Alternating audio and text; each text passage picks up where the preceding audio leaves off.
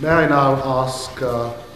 great friend of Cyprus, Theresa Villiers, who is consistently supportive of our cause, to address us.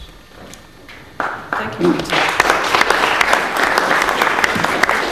Well, I consider it an enormous honour to represent a constituency which has such a substantial Cypriot community as Chipping Barnet, and I consider it a great honour to be able to join you here to pledge again my support for the fight for freedom for Cyprus and justice for Cyprus, and to pledge my support for your long campaign for reunification of Cyprus as one country with a single legal personality, a single citizenship, with its communities living together harmoniously. And it is a matter of bitter regret that after so many years, and as Nigel Waterson so aptly put it, that it is a matter of huge regret that an entire generation has grown up in exile since that tragic invasion back in the 1970s. And it's a matter of bitter regret that 20 years after the Berlin Wall fell and so much of Europe was reunited, that still one of Europe's capitals remains divided after so long. And it remains a matter of bitter regret that the international community has never given Cyprus the attention that it deserves, has never thrown its weight behind the quest for a solution to reunite Cyprus, never thrown its weight behind that quest to the extent that it should have done, whether it's the United Nations or the European Union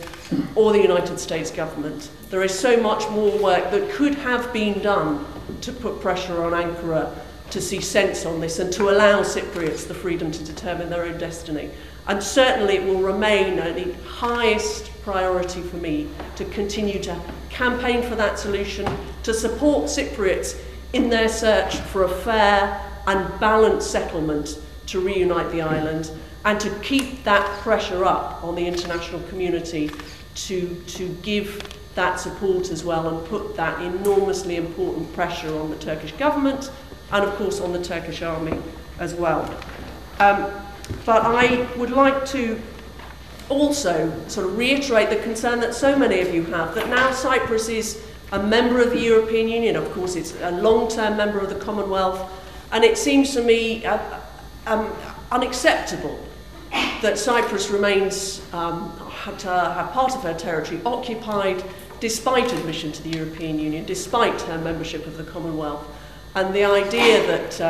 a member of the European Union has part of her territory occupied by a candidate country seems to me to be an unacceptable situation. And I believe that it's hugely important that we do see that settlement delivered, which brings to an end this painful and bitter division. But I'd like to also,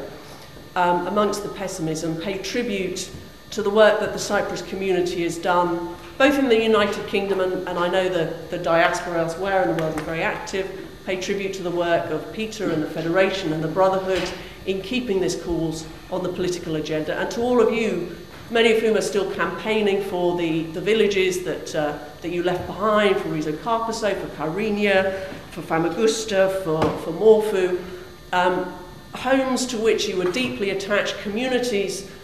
which you had to leave under you know, at the barrel of a gun, and to still be campaigning so hard and so effectively for your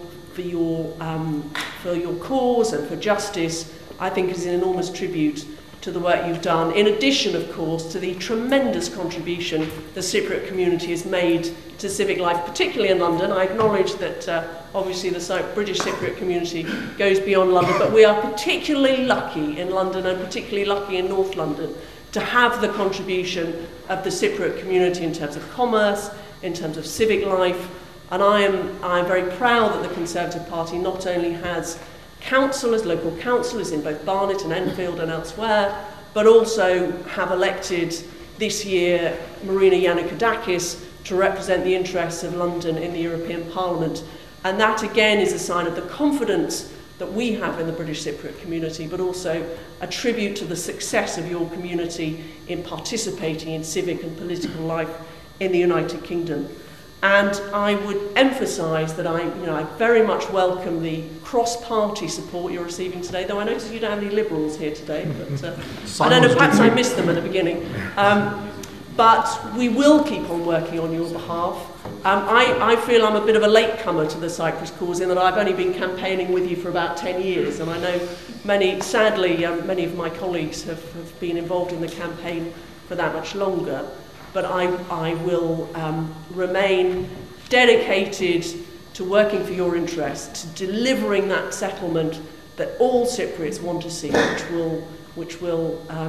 lead to the peaceful reunification of an island which has remained divided for far too long. Thank you.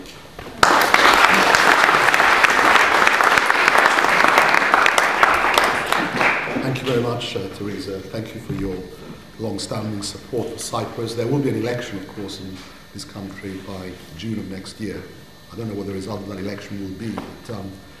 if the Conservatives win that election, you're likely to be very influential, well, alongside David, very influential members of that government, the shadow ministers, both of them. So we will certainly be expecting it. We would expect you to remain as dedicated then as you are now to our cause.